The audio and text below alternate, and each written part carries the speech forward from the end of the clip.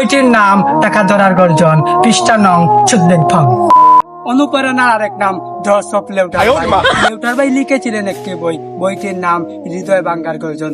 বইটির মূল্য 1000 টাকা।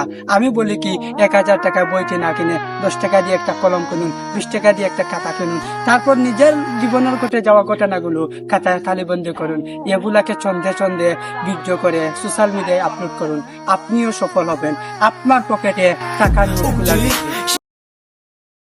দূর ওইটা কন্টেন্ট বানাইয়া কিতা হইতো, ইটা কন্টেন্ট বানাইয়া সফল হইতে আতাই না। আমার কাছে একটা খাওয়াবার সন্তান আছে, তার কাছে আও দেওয়াই না, আমরা রাতারাতি সফল হই। চলো যাই। আও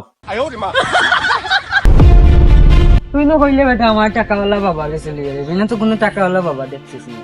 দেখলে নানি তোর চকুত কোনটা লাগেন নানি অনব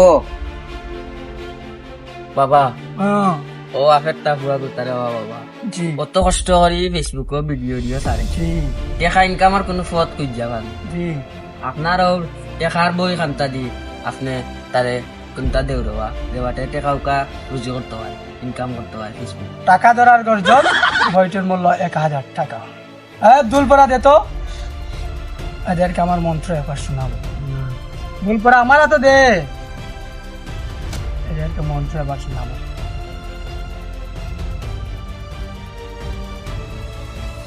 তোমরা বাবার কাছে আইসো, সফল হইবা।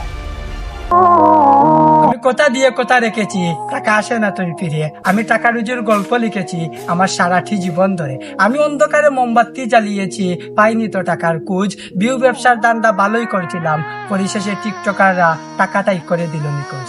বইটির নাম টাকা ধরার গর্জন, পৃষ্ঠা নং 14। ভাই বইয়ের দাম কত? বইটির মূল্য 1000 টাকা।